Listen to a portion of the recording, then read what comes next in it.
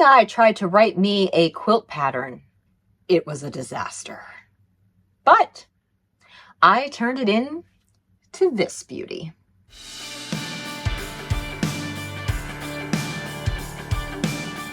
What happens when you ask AI to design you a quilt? Well, I asked ChatGPT to come up with a quilt pattern for me. The instructions were a total disaster. But the concept, that I could work with. The concept that ChatGPT came up with was pretty simple. A 4-patch block where 2 of the patches were half square triangles and the other 2 patches were strip pieces. And the idea was that you would take and put 2 half square triangles in opposite corners, and then you would put the strip units in the other corners. Additionally, you could arrange and turn each of these units within its spot to create a myriad of different block combinations. Each block, while it may have some different fabrics in it, always had 2 matching half square triangles and 2 matching strip units. Stick around to the end so that I can show you the comparison of my finished quilt to what AI had in mind. I, of course, am following the pattern that I came up with for the placement of each of the colors and the blocks, but you should feel free to play around with changing the orientation of the blocks themselves, or also with the units within the blocks before you make the block. It's your quilt. Have fun. So, taking that concept, this is the drawing that I came up with. Ultimately, I ended up changing the colors and also playing around a little bit with the placement of the colors, but always kept in mind the concept of the block being those 2 half square triangles that are the same and the 2 strip units that are the same. Now, let's get started in how we are going to make these blocks.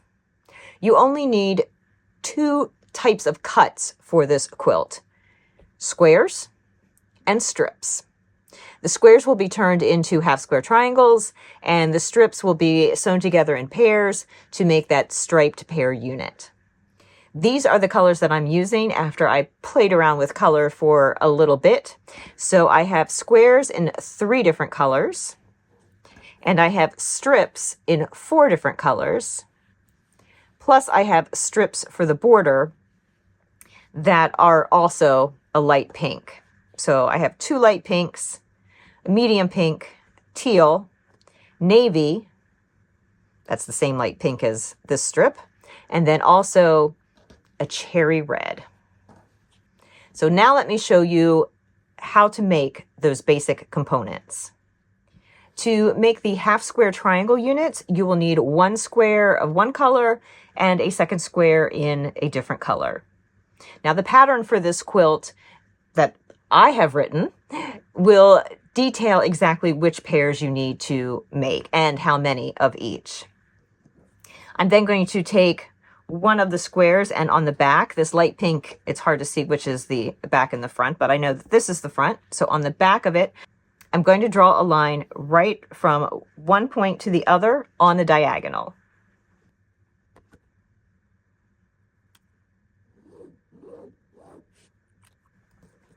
Now, this will be the cutting line, not the sewing line. So I want to make sure that I go 1/4 of an inch away on one side and 1/4 of an inch on the other side.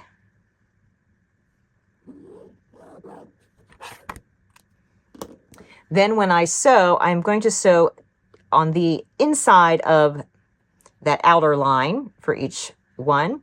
That just gives me a little extra wiggle room for putting the block together. You're fine as long as you are sewing somewhere between the cutting line and the line that you drew as the seam line. I'm just going to match that up. Right sides are together. I'll take this to my machine and sew on each of those stitching lines. I have both seams sewn, and I can go ahead and cut between those lines. I don't have to necessarily cut right on my cutting line, just as long as I don't cut any of my stitching line. Then I'll take these and press them towards the darker fabric. Let me run and do that, and then I'll show you how to trim. One of my favorite tools is my spinning mat. I have it in a couple different sizes. This one is just big enough to trim these. And I'm also using a biased square ruler. I don't think the Patchwork Place makes this one anymore, but there are similar ones out on the market. But basically you line that up along the diagonal of the ruler, trim off any excess. Try not to move the ruler.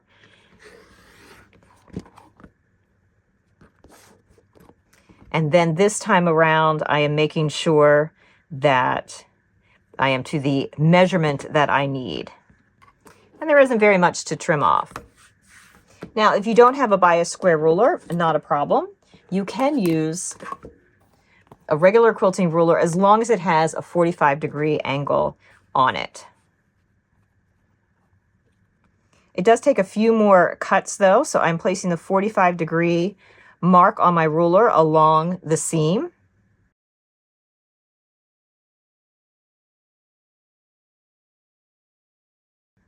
In this way, I have to turn and cut once on each side, as opposed to being able to cut twice with this square up ruler. I've cut two sides, I've cut a light side and a dark side. And now I just need to make sure that as I'm lining up on the diagonal, I'm also lining up on the measurement that I need for the width of the block. And that's why you only take off a sliver as you can. I have a more detailed video on how to make half square triangles here on my YouTube channel. I'll leave that link in the description below. The strip sets are easy to put together. You just take two of your strips, right sides together, sew 1/4 inch along one edge, and then you will press that open. Once you have that pressed, you will go along and you will cut a series of squares off of this strip.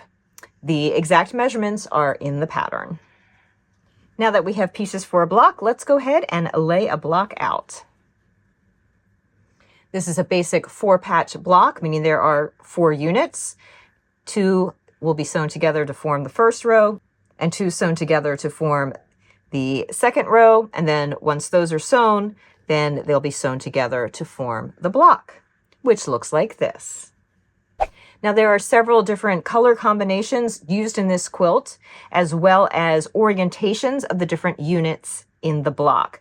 But every single block has 2 half square triangles, always in the upper right and lower left, and 2 strip units, always in the upper left and lower right. But again, they can be oriented in different ways.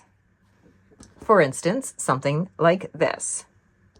And I think with this quilt, you could have a lot of fun playing around with the different orientations of the units to make the block, so that as you put the blocks together into rows, it looks fantastic.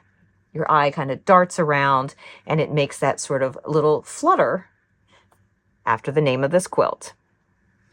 Once you have all of your different units cut to size so that your strip sets are trimmed down to the right length and your half square triangles are trimmed to the right dimensions, then it is time to start putting the blocks together.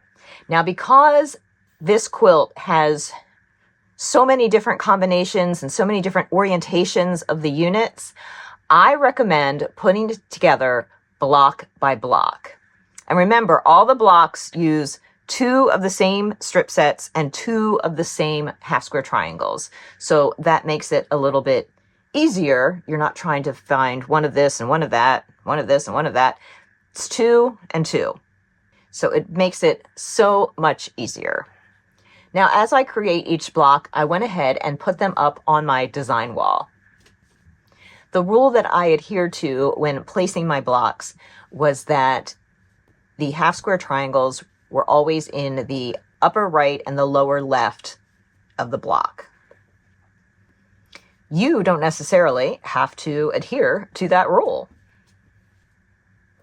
The overall effect of making the quilt this way is that the diagonals of the half square triangles are sometimes uninterrupted and are sometimes interrupted, and that is what makes the quilt so dynamic and interesting.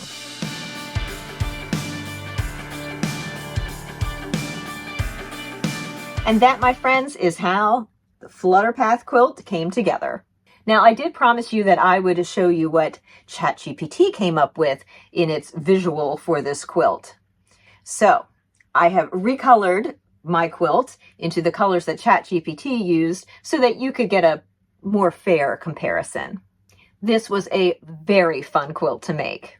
Would I ask ChatGPT for help in the future? Probably not. I prefer to play around with my sketchbook and graph paper and EQ8, which is a software program for quilters. All of those are much more fun for me to use and play around with in order to create new patterns for all of you. And now let's take a look at the actual finished quilt in those beautiful shades of pink, plus that hint of teal, cherry red, and navy. Now, if you would like a kit of the FlutterPath Quilt, good news, my favorite quilt shop, Vintage Pink and Green, is carrying them in both of their shops, and you can also purchase online. Links are in the description below. Until next time, my friends, I am Stacy of Stacy Creates Stuff, and until next time, why not check out this?